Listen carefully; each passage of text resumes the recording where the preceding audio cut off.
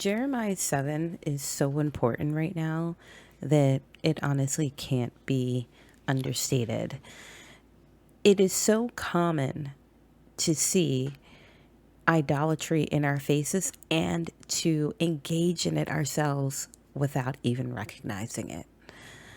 Putting your faith in a government, in a symbol, in a temple, in a physical building, and forgetting that it's God who you serve, but using God as the reason for your actions, but your actions are not what God commanded. He talks about this. He warns us in this in Jeremiah 7. So why do we still do it?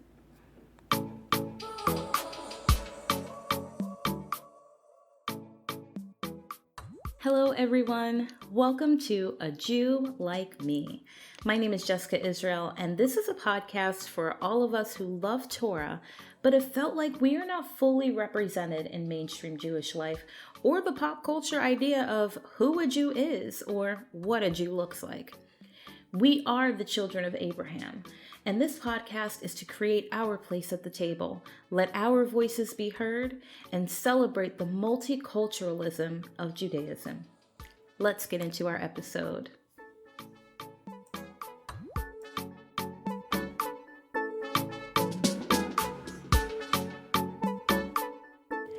It has been such a long time since I posted an episode, and if you are listening to this, thank you so much for the support.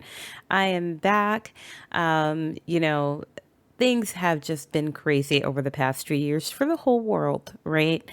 And I really wanted to come back because I really enjoy doing this. I love talking about God. I love talking about us as Jews and our faith and our people and the diversity of Jews and Israelites. I love it. I love talking about our people, speaking to our people, and most importantly, talking about our God. So I would love to share with you some of my thoughts on Jeremiah 7, as I feel like this is so fitting, it's not even funny, okay? Jeremiah 7 is so relevant to everything going on right now. You couldn't make this up if you tried, right? So I'm going to read through Jeremiah 7 and then let's discuss this because wow, we really do need to talk about it. So I'm going to be reading and I'll be using Sephardic to read through it. And I'll be using the translation from them that's the revised JPS from 2023, right? Just so you know if your words seem a little bit different than mine. So starting off for Jeremiah 7 verse 1. The word that came to Jeremiah from God. Stand at the gate of the house of God, and there proclaim this word. Hear the word of God, all you of Judah who enter these gates to worship God. Thus said God of hosts, the God of Israel, mend your ways and your actions, and I will let you dwell in this place. Don't put your trust in illusions and say, the temple of God, the temple of God, the temple of God are these buildings. No, if you really mend your ways and your actions, if you execute justice between one party and another, if you do not oppress the stranger, the orphan, and the widow, if you do not shed the blood of the innocent in this place, if you do not follow other gods to your own hurt, then only will I let you dwell in this place, in the land that I gave to your ancestors for all time.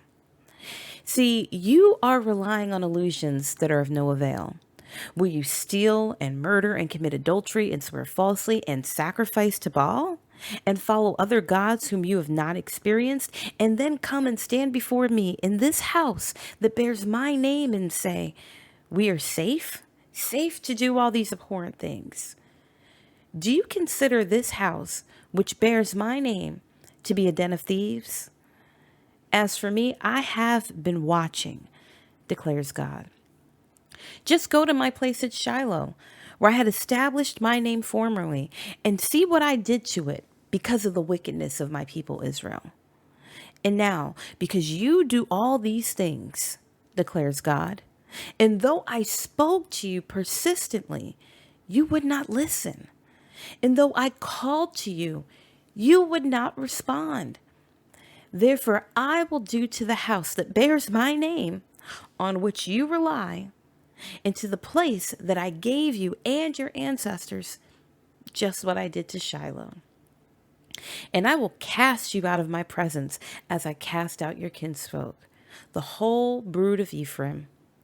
As for you, do not pray for this people. Do not raise a cry of prayer on their behalf. Do not plead with me, for I will not listen to you. Don't you see what they are doing in the towns of Judah and in the streets of Jerusalem? The children gather sticks, the fathers build fire, and the mothers knead dough to make cakes for the Queen of Heaven. And they pour libations to other gods to vex me.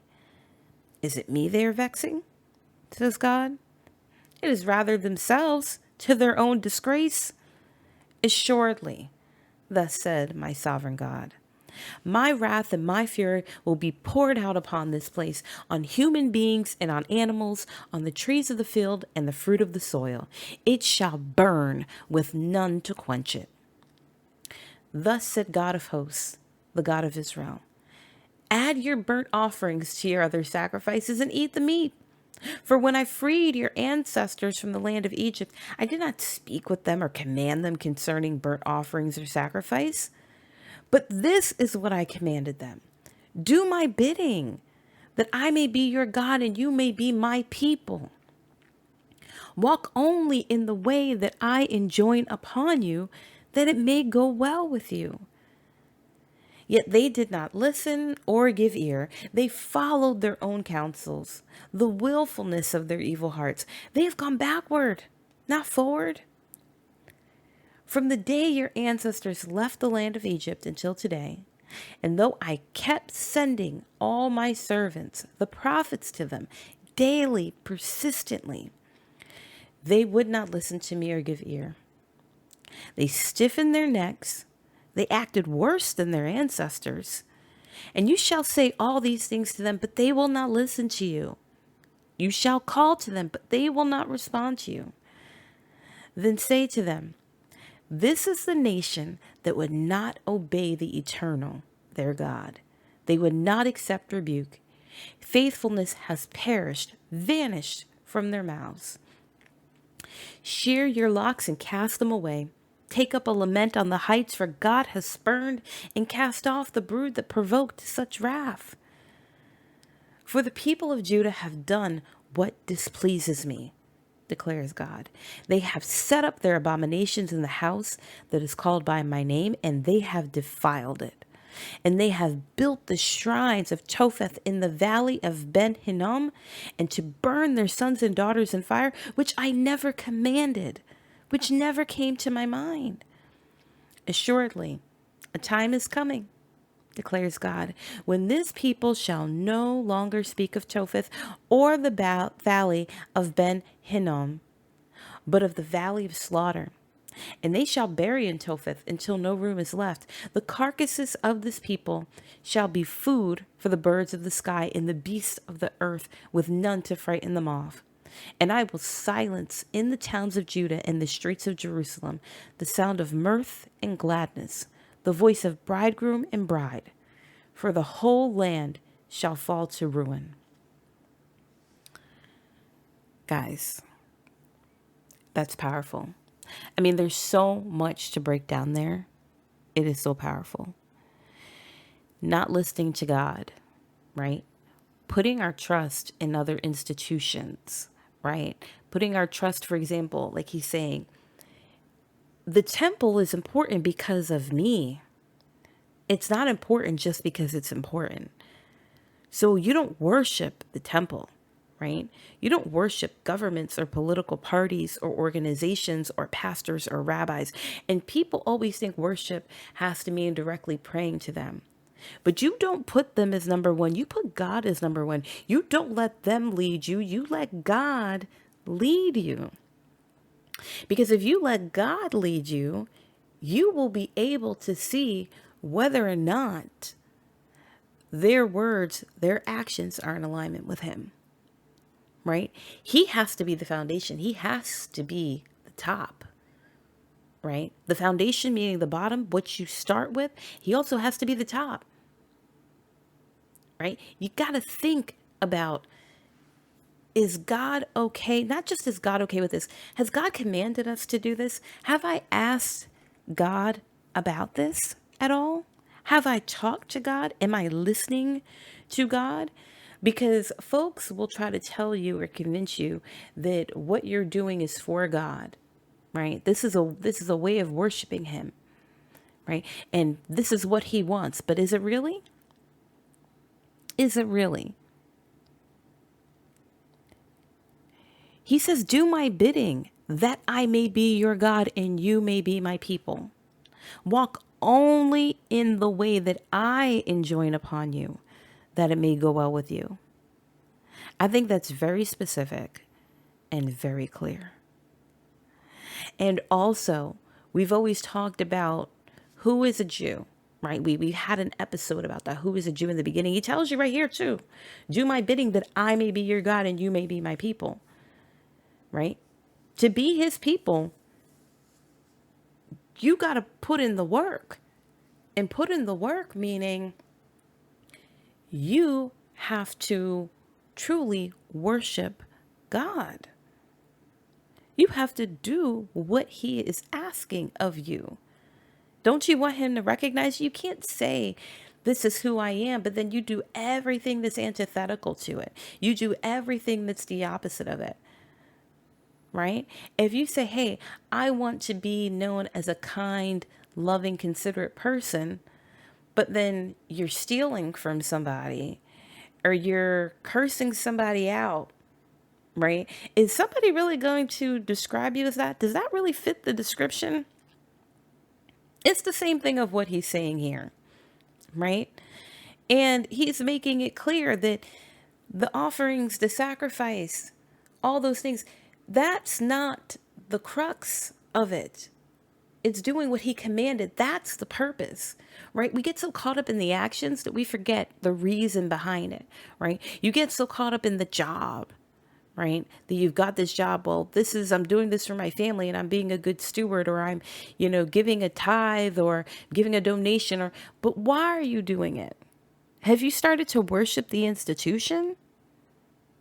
Have you started to worship the organization? Have you started to worship the job without realizing it because you're putting that first and foremost instead of God? If you're doing it and there's no push, there's no thought process, it's just so automatic, that's a problem. Because in everything you do, there should be a moment where you stop and think and say, is this in alignment with what God has commanded me? We're not talking about what God wants on a general idea. No, but what has God commanded you? And if you don't know, then you need to ask. You need to seek, read the Tanakh, and pray and talk to him. How many times do people do prayers just out of rote, out of ritual? You start to idolize ritual instead of worshiping God. It's a scary thing, but it's so easy to do. And many, many people do it, right? And let's go through some other parts of this. So, because I'm looking at it with you guys, right? I know you can't see me as I'm doing it, but he even says here, I spoke to you persistently, you would not listen. I called to you, you would not respond. Again, when are we having a conversation with God? Are we just going ahead and saying, okay, well, this is what he wants, this is what I think? Or are you trying to convince yourself of this as well? When he says, you're relying on illusions that are of no avail, right? He's like, to come and stand before me in this house that bears my name and say, oh, we're safe to do all these abhorrent things, right? Just because you do something, let's say, for example, in where you say is in a place of God, whether it be in a temple, in a synagogue, in whatever place you deem holy, it doesn't mean that it's of God, right? The actions that you're doing. That doesn't mean it. You can say, I'm doing this for God, but are you really? Is that really what God wants you to do? Right? He's telling us these things. He even says, he brings up the temple himself. Don't put your trust in illusions and say the temple of God, the temple of God, the temple of God are these buildings, right? You know, I'm going to say something that I'm sure is going to be controversial, but you think about the Wailing Wall, right? A lot of people idolize the Wailing Wall. And instead of recognizing and appreciating, wow, this is where God's temple once stood, you know, or where we believe it once stood. This is where his Shekinah, you know, once was. And recognizing and appreciating for that, you start to idolize it. You start to idolize the wall. You know, and it's a very, I want to say it's a thin line, but it's actually a pretty clear line. Because you don't need that. He's trying to tell you this. I gave this to you. It's me. I am the source. That's what he's telling you. I am the source. You're not looking at the things I gave you and making them the source. You're looking at the job he gave you and making that the source and forgetting that no matter what happens on that job, he can provide for you. He's the one who gave it to you. He can give it to you. He can take it away. It is him, not the item, not the object, not the person, not the land. It is him. We have to think of those things. It's so important. You know, when he says in there, no, if you really mend your ways and your actions, he's telling you to change. Because we all get caught up in this. Everybody, nobody is exempt from this in one way or another. Whether it be social media or anything else. I mean, people who literally do things that are God-based and God-focused, right? Sometimes you have to pull yourself back, right? Like, wait, I'm doing this for God. I can't now get so obsessed with the clicks, the views, the post, the whatever else. The reason why I'm doing this is for God. I need to step back because now this is becoming bigger and more important than God. And that's a problem, right? Like, I can't do a podcast about God and start making the podcast and me getting episodes out and everything else more important than my relationship with God. More important, not just of my relationship, but my actions for God. I can't have that take away who I am with God. If it's going to make me anxious, frustrated, stressed, any of those things, I got to take a step back. It doesn't matter what it is. It doesn't matter what it is. It's like, wait, no, I need to get back into alignment now. I can't be so focused because you can start off with good intentions. But what happens is you start making this the focus more than God. You start to engage in idolatry and you don't even realize it. Right? And he also makes it very clear. One of these last lines from Jeremiah 7:6-7. Actually, let's start at 5. Again, no, if you really mend your ways and your actions, if you execute justice between one party and another. Let's stop it there. Justice. God determines justice, not you, not somebody else. Just because somebody tells you this is what justice is, that doesn't mean that. Again, we can't idolize a government, political party, an institution, an organization, wherever they are that are telling you, no, this is the right way. No, you need to go into knock and then you need to pray. And God, tell you the truth, take what they're saying out of your mind. Let God lead you. It says, if you do not oppress the stranger, the orphan, and the widow, if you do not shed the blood of the innocent in this place, because he's talking about the land of Israel right now. If you do not follow other gods to your own hurt, then only will I let you dwell in this place, in the land that I gave to your ancestors for all time. Those are a lot of if statements. Those are not absolutes just saying, I'm going to let you stay here and it's going to be all good. He's saying, if. There are things that have to be done. There are ways in which we have to behave. There's a lot of if statements in the talk, where God makes it very clear, if you do this, then this will happen. We don't just have carte blanche to do whatever we want because we call ourselves a Jew, or because we say we love God, or whatever the case may be, or because we say this person did that and that's why, or we're doing it for a good reason. That's not how it works. Right? I want to get into one more thing on this before I end this episode, because this is heavy. This is really heavy, but it's necessary. This is necessary. Okay.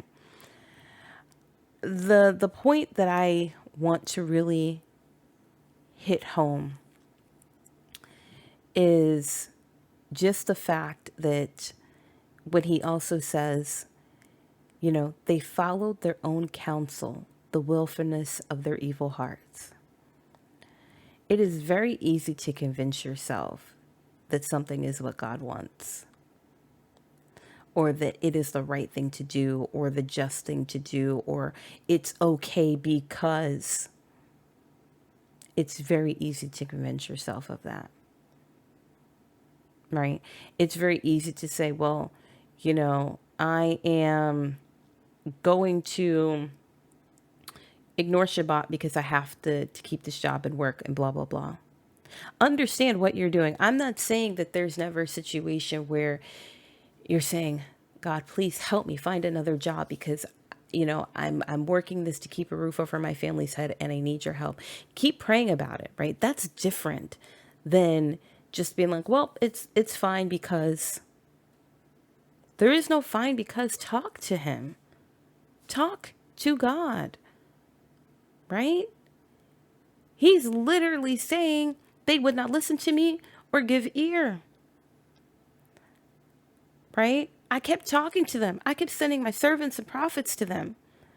Right? I tried to talk to them daily and persistently. God is here to speak with us, right? There are mysteries in the Tanakh, but God is not a mystery. We know who he is, and he tells us how to reach him. It's very easy. And you don't need anybody else to reach God. He's right there for us to talk directly to him. The best thing about the prophets before was not only, when we're unable to clearly hear him, for them to be able to tell us things and give us confirmation, or tell us things that maybe he was only going to tell them, right? Or tell us things that were going to happen.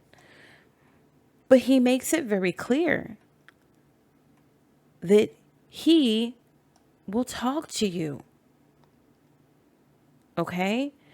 And just because you do something and say it's for God or because of God doesn't mean that it is.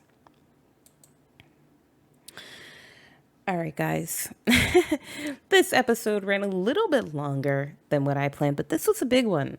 It's important, right? Because in this day and age, it's very easy to have idolatry in our lives. It's very easy to idolize our job without realizing it, because we start putting our job number one. They say, you got to work hard. You got to work hard. You got to put in the work. No, they're convincing you to engage in idolatry, because you start making the job your focus of your life, right? It's easy to idolize social media. It's easy to idolize the news. How much is that in your face more than Torah or Tanakh?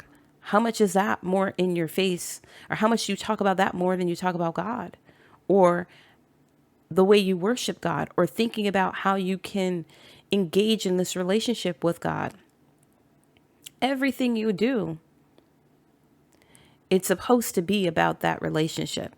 When he says be fruitful and multiply, it's not just having kids just for the sake of having kids, right? It's having children and showing the love of God, showing the ways of God, worshiping God, continuing that on, right? When they say chosen people, not they, God, but in the Tanakh, when you say chosen people, it's not chosen just because, oh, wow, we're special. We're the favorite kid. No, it's chosen with a purpose, a mission to keep Torah, to protect Torah, to share Torah, right? You're the guardian of that. Guardian doesn't mean you put a fence around, you keep everybody out. No, that's not what that means. It means you protect it so that everybody can have access to it. You protect it so that everybody has the opportunity to find God. I know there is this weird thing culturally in that has developed within the institutions of Judaism, right? And I say the religious institutions of this thing where people have this idea of we shouldn't share Torah. I'm not saying go out and proselytize to everyone or, obviously not force conversions or everything, but Torah belongs to God, not to us. It belongs to God and everybody God has created. We are here to protect it and to make it accessible to everyone who wants to know God so that they have the opportunity to know God. Okay? It is important to understand that. I know that just got into a whole different thing. Maybe I might do an episode on that one at some point. But let me know your thoughts. I want to know what you think about this, right? I try to stay off social media. I'm not really on social media anymore, but, think about this. Think about what I'm saying and how you can protect yourself from engaging in idolatry without realizing it, right? And how you can better live your life according to what God has commanded you. I wish you peace and blessings. Thank you so much for joining me, guys.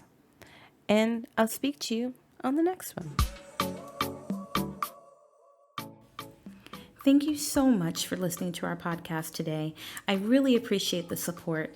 Also, if you're interested and would like to send a personal donation, because this is a labor of love, my Cash App is Torah Blessed, TorahBlessed. Thank you again so much for the support, guys, and I really look forward to chatting again next time.